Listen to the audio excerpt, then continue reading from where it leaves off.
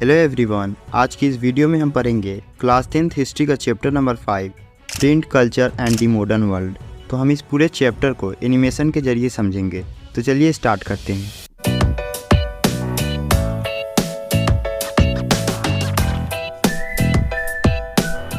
Printed matter हमारे दैनिक जीवन में बहुत प्रचलित है। प्रिंटेड बुक से लेकर इमेज और न्यूज़पेपर, ये सभी प्रिंटेड मैटर हमारे आधुनिक जीवन का एक इम्पोर्टेंट हिस्सा है। तो चलिए जान लेते हैं फर्स्ट प्रिंटेड बुक के बारे में।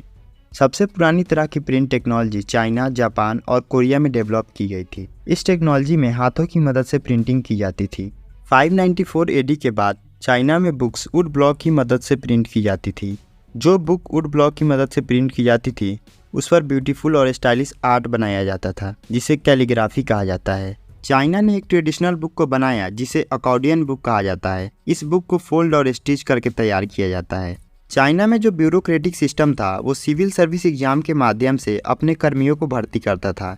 इस एग्जाम के लिए बुक्स की बड़ी मात्रा में प्रिंटिंग की गई। 17th सेंचुरी तक जैसे जैसे चाइना में अर्बनाइजेशन हुआ, प्रिंट का यूज भी डाइवर्सिफाई हुआ। अब प्रिंट का इस्तेमाल सिर्फ स्कॉलर ऑफिशियल्स द्वारा ही नहीं किया जाता था, बल्कि इसका इस्तेमाल मर्चेंट्स अपनी डेली लाइफ में ट्रेड इन्फॉर्मेशन कलेक्ट करने के लिए भी करते थे। लेट 19th सेंचुरी तक संघाई न्यू प्रिंट कल्चर का हब बन गया। हमारा नेक्स्ट टॉपिक है प्रिंट इन जापान। चाइना के बुद्धिस्ट मिशनरीज ने हैंड प्रिंटिंग टेक्नोलॉजी को जापान में इंट्रोड्यूस कराया। सबसे पुरानी जापानी बुक बुद्धिस्ट डायमंड सूत्रा है, जो 868 AD में प्रिंट की गई थी और इस बुक में टोटल 6 पेजेस थे जिस पर इलस्ट्रेशंस बना हुआ था। जापान की लाइब्रेरी और दुकानें हैंड प्रिंटेड मटेरियल से भरी हुई थी, जिसमें बुक्स, वुमेन, कुकिंग और फेमस प्लेसेस इन सब पर थी। हमारा नेक्स्ट टॉपिक है print comes to Europe. 11th century में चाइनीज पेपर सिल्क रूट के जरिए यूरोप में पहुंचा। 1295 में ग्रेट एक्सप्लोरर मार्को पोलो ने इटली में वुड ब्लॉक प्रिंटिंग की शुरुआत की। इटली से यह वर्ल्ड के दूसरे पार्ट में फैल गया। जल्द ही वुड ब्लॉक प्रिंटिंग का इस्तेमाल बुक, टेक्सटाइल और पिक्चर्स को प्रिंट करने के लिए किया जाता था। बुक्स की बढ़ती डिमांड को पूरा करने के लिए बुक सेलर्स ने स्क्राइब्स और स्किल हैंड राइटर्स को रोजगार देना शुरू कर दिया।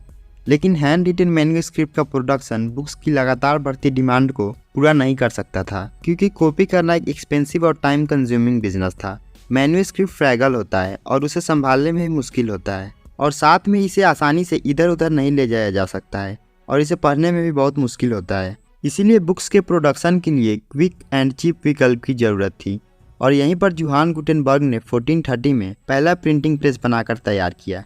तो चलिए जान लेते हैं गुटेनबर्ग के प्रिंटिंग प्रेस के बारे में। गुटेनबर्ग एक व्यापारी के बेटे थे। बचपन से ही उन्होंने वाइन और ओलिव प्रेसेस देखा था। इसके बाद उन्होंने स्टोन पॉलिशिंग की कला सीखी और वह मास्टर गोल्ड स्मिथ बन गए। गुटेनबर्ग ने इस नॉलेज को प्रिंटिंग प्रेस बनाने में इस्तेमाल किया। जहां ओलिव प्रेस ने प्रिंटिंग प्रेस के लिए मॉडल प्रोवाइड किया और अल्फ़ाबेट के लेटर्स को ढालने के लिए मोल्ड्स यानी सांचों का इस्तेमाल किया गया। 1448 तक गुटेनबर्ग ने इस सिस्टम को परफेक्ट कर लिया और उन्होंने अपनी पहली किताब बाइबल को प्रिंट की। लगभग 180 कॉपीज को प्रिंट किया गया, जिसमें 3 साल का समय लगा। उस समय के हिसाब से यह प्रिंटिंग बहुत फास्ट थी। लेकिन जो न्यू टेक्नोलॉजी थी वो हाथों से किताब बनाने के आर्ट को पूरी तरह डिस्प्लेस नहीं कर सकी। 1450 से 1550 के बीच बहुत सारे प्रिंटिंग प्रेस को सेटअप किया गया यूरोप के ज़्यादातर कंट्रीज में। जर्मनी से पेंटर्स काम की तलाश में और नई प्रेस शुरू करने के लिए दूसरी कंट्रीज में गए। जैसे ही प्रिंटिंग प्रेस की संख्या बढ़ी, बुक्स का प्रोडक्शन भी बढ़ गया। Second half of 15th century तक 20 मिलियन कॉपीज को प्रिंट किया गया और 16th सेंचुरी तक लगभग 200 मिलियन कॉपीज को प्रिंट कर दिया गया, जिसके कारण यूरोप के बाजारों में प्रिंटेड बुक्स की बाढ़ आ गई। इन्हीं कारणों की वजह से प्रिंट रेवोल्यूशन आया। जान लेते हैं प्रिंट रेवोल्यूशन क्या होता है। The shift from hand printing to mechanical printing, मतलब हैंड प्रिंटिंग की जगह मैकेनिकल प्रिंटिंग का यूज होने लगा, तो इसी को प्रिंट रेवोल्यूशन बोला गया। हमारा नेक्स्ट टॉपिक है the print revolution and its impact, यानी प्रिंट रेवोल्यूशन होने से क्या इम्पैक्ट हुआ। इसमें पहला है a new reading public. Printing press आने से पहले रीडिंग लिमिटेड पॉपुलेशन तक ही सीमित था, क्योंकि बुक्स महंगी थी और इसका प्रोडक्शन भी बहुत कम होता था। लेकिन प्रिंटिंग प्रेस आने के बाद न्यू रीडिंग पब्लिक इमर्ज हुआ। प्रिंटिंग की वजह से बुक्स का कॉस्ट भी कम हो गया। हर एक बुक को तैयार करने में लगने वाला टाइम और मेहनत दोनों कम हो गया। अब और आसानी से बहुत सारी कॉपियाँ तैयार की जा सकती थी। बुक्स की अबंडेंट सप्लाई के साथ जो हियरिंग पब्लिक थी वो रीडिंग पब्लिक बन गई। लेकिन प्रिंटिंग प्रेस आने के बाद भी जब बुक सस्ती हो गई और लार्ज क्वांटिटी में अवेलेबल हो गई, तो बहुत से लोग इसे नहीं पढ़ सके। क्योंकि यूरोपियन सोसाइटी का एक बड़ा हिस्सा इलिटरेट था। इसलिए फोल्क टेल्स और बैलेट्स पर सुंदर पिक्चर्स को प्रिंट किया जाता था और फिर इसे गांव या शहरों में लोगों की सभा में पढ़ा जाता था। नेक्स्ट इम्पैक्ट है religious debates and the fear of print. Oral culture में रिलीजियस फेथ्स पीढ़ियों से चला आ रहा था। वे लोग सिर्फ रिलीजियस अथॉरिटी द्वारा कही गई बातों पर विश्वास करते थे। क्योंकि बहुत से लोग लिटरेट नहीं थे, इसलिए लोग स्पिरिचुअल और स्केरेड टेक्स्ट यानी पवित्र पाठ नहीं पढ़ सकते थे और ना ही अपना पाठ समझा सकते थे। लेकिन प्रिंट कल्चर के स्प्रेड होने के बाद बहुत से लोग चीज़ों को अपने तरीके से पढ़ सकते थे। कई लोगों को ये डर था कि अगर प्रिंटिंग और रीडिंग पर नियंत्रण नहीं रखा गया तो विद्रोही और अधार्मिक विचार फैल सकते हैं। ऐसा ही एक मामला रिलीजियस रिफॉर्मर मार्टिन लूथर का था, जिन्होंने 1517 में 95 थीसिस को लिखा, जिसमें उन्होंने रोमन कैथोलिक चर्च के कई प्रैक्टिसेस और रिचुअल्स यानी रीति रिवाजों को क्रिटिसाइज किया था। एक प्रिंट कॉपी को उन्होंने विटेनबर्ग में एक चर्च के दरवाजे पर चिपका दिया, जिसमें चर्च को उनके विचारों पर बहस करने का चैलेंज दिया। इसके बाद उन्होंने अपने लेख को तुरंत बड़ी संख्या में प्रोड्यूस किया। इससे चर्च के अंदर विभाजन हुआ और प्रोटेस्टेंट रिफॉर्मेशन की शुरुआत हुई। मार्टिन लूथर की 5000 टेस्टामेंट की कॉपी कुछ ही हफ्तों में बिक गई और इसकी सेकेंड एडिशन 3 महीनों में आ गई। मार्टिन लूथर ने कहा था, printing is the ultimate gift of God and the greatest one. Last impact है print and dissent. 16th century में मेनेकियो जो एक मिलर था इटली में, उसने बुक्स को पढ़ना शुरू किया और उसने बाइबल के मैसेज को री इंटरप्रेट कर दिया, जिससे रोमन कैथोलिक चर्च उसके अगेंस्ट हो गया और चर्च ने मेनेकियो को मरवा दिया। इसके बाद चर्च ने पब्लिशर्स और बुक सेलर्स पर कंट्रोल लगाया और 1558 में इंडेक्स ऑफ प्रोहिबिटेड बुक्स को मेंटेन रखना शुरू कर दिया। हमारा नेक्स्ट टॉपिक है द रीडिंग मैनिया। 17th और 18th सेंचुरी में यूरोप में लिटरेसी रेट इंक्रीज हुआ, जिसके कारण प्रिंटेड बुक्स का प्रोडक्शन भी इंक्रीज हो गया। जैसे जैसे लोग लिटरेट होते गए और लोगों ने बुक्स को पढ़ने की आदत डाली, प्रिंटेड मटेरियल की डिमांड भी आने लगी। बुक सेलर्स ने पेडलर्स को नौकरी देना शुरू कर दिया, जो विलेज में जाकर बुक्स को बेचा करते थे, जिसमें एल्मेनाक्स, रिचुअल कैलेंडर्स, बैलेट्स और फोल्क टेल्स शामिल था। इंग्लैंड में पेनी चैप बुक को पेटी पेडलर्स कैरी करते थे, जिन्हें चैपमैन के नाम से जाना जाता था, और पेनी चैप बुक को 1 पैसे में बेचा जाता था ताकि पुअर लोग भी इसे खरीद सकें। इसी तरह फ्रांस में भी एक बुक थी बिलियोथिक ब्लू, जो पुअर क्वालिटी के पेपर पर प्रिंट की जाती थी, जिसके कारण इसका प्राइस कम होता था और गरीब लोग इसे खरीद सकते थे। अर्ली 19th सेंचुरी में जो पीरियोडिकल प्रेस थी, उसने करेंट अफेयर्स और इंटरटेनमेंट को पब्लिश करना शुरू कर दिया और न्यूज़पेपर्स ने वार और ट्रेड न्यूज़ को पब्लिश करना शुरू कर दिया। सिमिलरली साइंटिस्ट और फिलोसफर्स ने भी अपने आइडियाज़ को पब्लिश करना शुरू कर दिया, जैसे सर आइजैक न्यूटन ने अपने डिस्कवरीज को पब्लिश किया और वोल्टायर और रूसो के आइडियाज़ को भी प्रिंट किया गया और पढ़ा गया। नेक्स्ट टॉपिक है tremble therefore talents of the world. Mid 18th century में कॉमन पीपल का यह मानना था कि बुक्स वर्ल्ड को चेंज कर सकती है।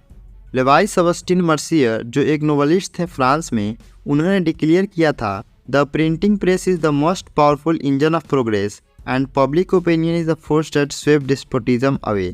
यानी प्रिंटिंग प्रेस प्रगति का सबसे शक्तिशाली इंजन है और जनता की राय वह ताकत है जो डिस्पोटिज्म यानी डिक्टेटरशिप को दूर कर सकती है। इन सब पे उन्होंने एक स्टेटमेंट भी दिया था, tremble therefore tyrants of the world, tremble before the virtual writer. यानी अब डिक्टेटर को राइटर के डर से कांपना होगा। अगला टॉपिक है print culture and the French revolution. Many historians का ये मानना था कि प्रिंट कल्चर की वजह से फ्रेंच रेवोल्यूशन हुआ। 3 तरह के तर्क हैं। पहला, प्रिंट ने ग्रेट थिंकर्स के आइडियाज़ को लोकप्रिय बनाया, जिसके कारण जो भी वो सोचते थे उसे पब्लिश कर देते थे और उनके विचार लोगों तक पहुंच पाते थे। प्रिंटेड मटेरियल के जरिए वो लोग चर्च और डिस्पोटिक पावर पर अटैक करते थे। वोल्टायर और रूसो की किताबों को जिन लोगों ने पढ़ा, उन्होंने दुनिया को नई आंखों से देखा। दूसरा है, प्रिंट ने डायलॉग और डिबेट करने का एक न्यू कल्चर क्रिएट कर दिया। अब लोगों ने आइडियाज़ और बिलीफ्स पर क्वेश्चन करना शुरू कर दिया। इससे सामाजिक क्रांति का विचार आया। तीसरा है, 70-80 के दशक तक ह्यूज अमाउंट में लिटरेचर उपलब्ध था, जो रॉयलिटी यानी राजघराने का मजाक उड़ाता था और उनको क्रिटिसाइज करता था और सामाजिक व्यवस्था के बारे में सवाल उठाता था। ऐसा माना जाता है कि इन्हीं सब कारणों की वजह से फ्रेंच रेवोल्यूशन हुआ। हमारा नेक्स्ट टॉपिक है द 19th सेंचुरी। जान लेते हैं चिल्ड्रन, वुमेन्स और वर्कर्स के बारे में। लेट 19th सेंचुरी तक प्राइमरी एजुकेशन को कंपलसरी कर दिया गया। अब चिल्ड्रंस एक इम्पोर्टेंट रीडर बन गए। इंडस्ट्रीज ने अब टेक्स्ट बुक को पब्लिश करना शुरू कर दिया। इसके बाद 1857 में एक चिल्ड्रंस प्रेस को सेटअप किया गया फ्रांस में। इस प्रेस ने बुक्स के साथ साथ फेरी टेल्स और फोल्क टेल्स को पब्लिश करना शुरू कर दिया। जर्मनी में जो ग्रिम ब्रदर्स थे उन्होंने फोल्क टेल्स को पीजेंट से कलेक्ट करके और उसे एक बुक में पब्लिश किया करते थे। 1812 में उन्होंने जो कुछ भी कलेक्ट किया था उसमें जो कुछ भी बच्चों के लिए अनसूटेबल था उसे बुक से हटाकर फिर पब्लिश किया। वुमेन्स जो थी वो भी इम्पोर्टेंट रीडर और राइटर बन गईं। पेनी मैगजीन्स को भी स्पेशली वुमेन्स के लिए पब्लिश किया गया था, जिसमें वुमेन्स को उनके बिहेवियर और हाउस कीपिंग के बारे में सिखाया गया था। सबसे प्रसिद्ध नोवेलिस्ट में कुछ महिलाएं भी थीं, जैसे Jane Austen, the Bronte sister और जॉर्ज इलाइट। लेंडिंग लाइब्रेरी 17वीं सेंचुरी में अस्तित्व में आई। 19वीं सेंचुरी में इंग्लैंड में lending library white collar workers, artisans और लोअर मिडिल क्लास के लोगों को शिक्षित करने का संसाधन बन गया, और जो एजुकेटेड वर्किंग क्लास के लोग होते थे वो खुद के लिए लिखा करते थे। अब जान लेते हैं फर्दर इनोवेशंस के बारे में। 18वीं सेंचुरी के लास्ट तक प्रेशस मेटल से बनने लगे। 19वीं सेंचुरी के दौरान प्रिंटिंग टेक्नोलॉजी में बहुत सारे इनोवेशंस हुए। मिड 19वीं सेंचुरी तक रिचर्ड एम हो, जो न्यूयॉर्क से थे, उन्होंने power drive and cylindrical press को बनाकर तैयार किया, जो 8000 शीट्स को 1 घंटे में प्रिंट कर सकता था। यह प्रेस न्यूज़पेपर को प्रिंट करने के लिए यूजफुल था। 19वीं सेंचुरी के लास्ट में ऑफसेट प्रेस को डेवलप किया गया, जो 6 कलर्स को एक समय में प्रिंट कर सकता था। 20वीं सेंचुरी के शुरुआत में इलेक्ट्रिक से चलने वाला प्रेस आ गया, जिसने प्रिंटिंग में तेजी ला दी। प्रिंटर्स और पब्लिशर्स ने अपने प्रोडक्ट को बेचने के लिए नई स्ट्रेटजी बनाई, जैसे उन्होंने डस्ट कवर और बुक जैकेट का आविष्कार किया। 1930 में ग्रेट डिप्रेशन के शुरुआत के साथ पब्लिशर्स ने चीप बुक्स को बनाना स्टार्ट कर दिया। अब तक हमने जो भी पढ़ा वो अलग अलग कंट्रीज के प्रिंट के बारे में पढ़ा। अब हम अपने इंडिया के प्रिंट के बारे में जानेंगे। तो हमारा नेक्स्ट टॉपिक है India and the world of print. इसमें पहले हम जान लेते हैं manuscript before the age of print, यानी प्रिंट से पहले मैन्युस्क्रिप्ट कैसी होती थी। इंडिया में संस्कृत, अरबिक, पर्शियन के साथ साथ वर्नाकुलर लैंग्वेज में भी हैंड रिटन मैन्युस्क्रिप्ट की रिच और ओल्ड ट्रेडिशन थी।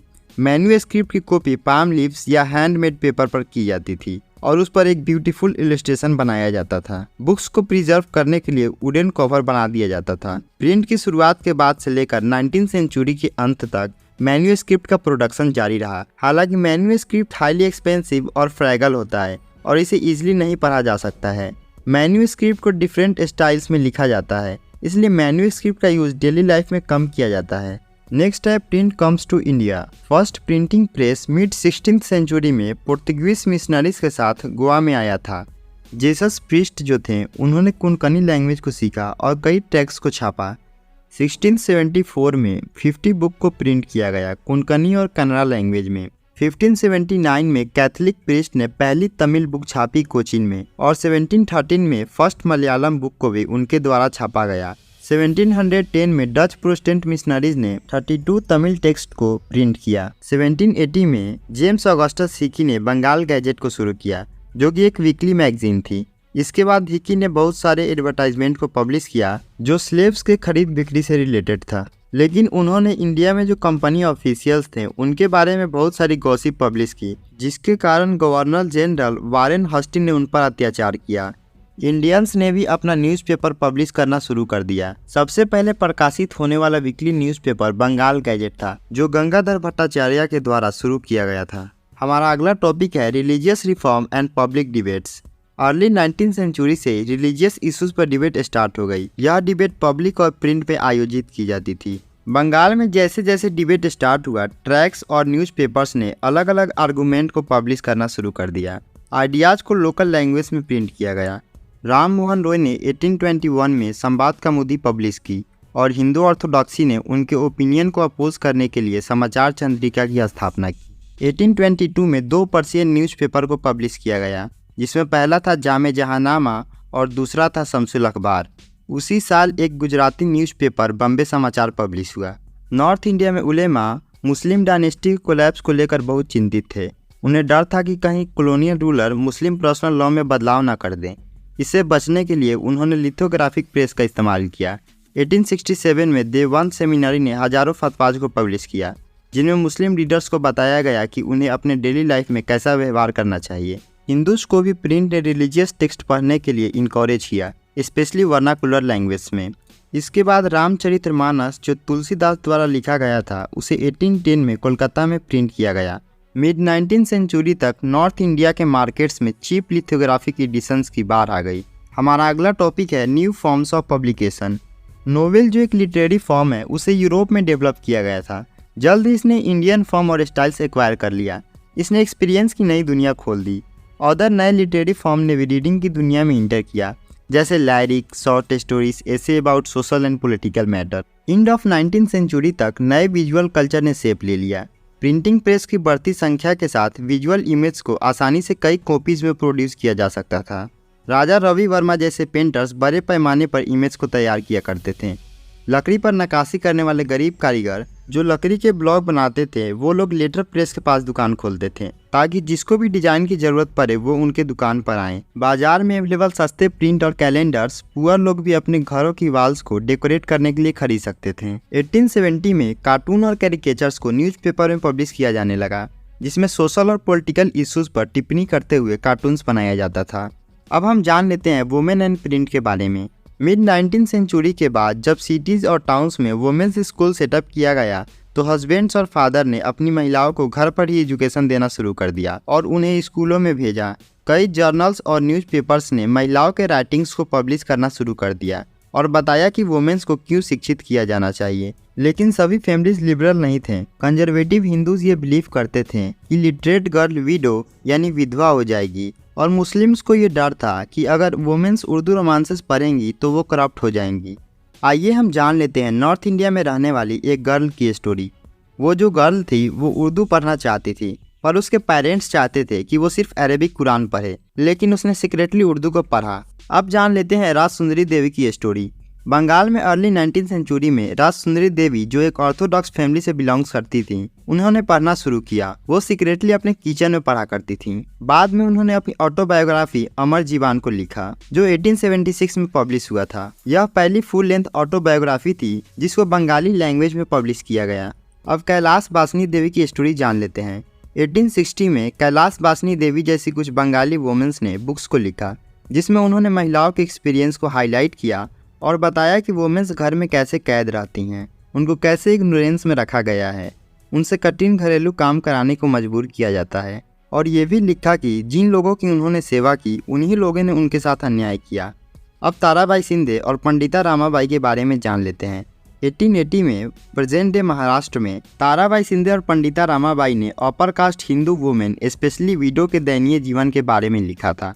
जल्द ही उर्दू, तमिल, बंगाली और मराठी प्रिंट कल्चर डेवलप हो गया। हिंदी प्रिंटिंग 1870 से ही स्टार्ट हो गया। जल्द ही इसका एक बड़ा हिस्सा वुमेन्स को एजुकेशन देने लगा। पंजाब में भी अर्ली 20th सेंचुरी में फोल्क लिटरेचर को वाइडली प्रिंट किया गया। राम चड्ढा ने वुमेन्स के लिए स्त्री धर्म विचार को पब्लिश किया। खालसा ट्रैक सोसाइटी ने भी वुमेन्स के लिए चीप बुकलेट्स को पब्लिश किया। नेक्स्ट टॉपिक है print and the poor people. Early 19th century में चीप स्मॉल बुक्स को मद्रास के बाज़ारों में बेचा जाता था ताकि गरीब लोग उसे खरीद सके। अर्ली 20th सेंचुरी तक पब्लिक लाइब्रेरीज को सेटअप किया गया। यह लाइब्रेरी सिटी, टाउन्स और विलेज में लोकेटेड था। जान लेते हैं ज्योतिबा फुले के बारे में। 1871 में ज्योतिबा फुले ने गुलामगिरी को लिखा। इसमें उन्होंने इनजस्टिस ऑफ कास्ट सिस्टम के बारे में लिखा था। B.R. अम्बेडकर और E.V. रामास्वामी नायकर ने कास्ट सिस्टम के अगेंस्ट लिखा। उनके राइटिंग्स को पूरे इंडिया में पढ़ा गया। काशी बाबा जो एक मिल वर्कर थे कानपुर में, उन्होंने कास्ट और क्लास एक्सप्लॉयटेशन पर छोटे और बड़े का सवाल लिखा जो 1938 में पब्लिश हुआ। इसी तरह कानपुर में एक मिल वर्कर ने पोएम सुदर्शन चक्र के नाम से लिखा। उसे सच्ची कविताएं में पब्लिश किया गया। हमारा लास्ट टॉपिक है प्रिंट एंड सेंसरशिप। 1798 से पहले ईस्ट इंडिया कंपनी का सेंसरशिप पर कोई ध्यान नहीं था, लेकिन जब इंग्लिश मैन ने क्रिटिसाइज किया कंपनी को और कुछ कंपनी ऑफिसर्स को, तब 1820 में कोलकाता सुप्रीम कोर्ट ने प्रेस के फ्रीडम को कंट्रोल करने के लिए कुछ रूल्स और रेगुलेशंस पास किए। इसके बाद 1835 में कुछ इंग्लिश और वर्नाकुलर न्यूज़ के एडिटर्स ने अर्जेंट पिटीशन फाइल किया और गवर्नर जनरल बेंटिक ने प्रेस लॉ को फिर से हटा दिया। लेकिन 1857 के रिवॉल्ट के बाद इंग्लिशमैन क्रोधित हो गए। कॉलोनियल गवर्नमेंट ने प्रेस पर कंट्रोल करने के लिए बहस शुरू कर दी। 1878 में वर्नाकुलर प्रेस एक्ट को पास किया गया। अब गवर्नमेंट प्रेस पर नज़र रखने लगी कि वर्नाकुलर न्यूज़पेपर्स में क्या छापा जा रहा है। जब किसी रिपोर्ट को देशद्रोही माना जाता था तो न्यूज़पेपर को वार्निंग दी जाती थी और अगर वार्निंग को इग्नोर किया जाता था तो प्रेस को जब्त कर लिया जाता था। 1907 में पंजाब के रेवोल्यूशनरीज को अपने ही काउंटी से निकाल दिया गया। इसके बाद बाल गंगाधर तिलक ने केसरी को पब्लिश किया, जिसमें उन्होंने पंजाब रेवोल्यूशनरीज के बारे में लिखा। हमारा ये चैप्टर यहीं पे खत्म होता है। अगर आपको ये वीडियो अच्छा लगा हो तो इस वीडियो को लाइक कर दें और हमारे चैनल को जरूर से सब्सक्राइब कर लें, क्योंकि हम इस तरह की एनिमेटेड वीडियोज इस चैनल पे लाते रहते हैं।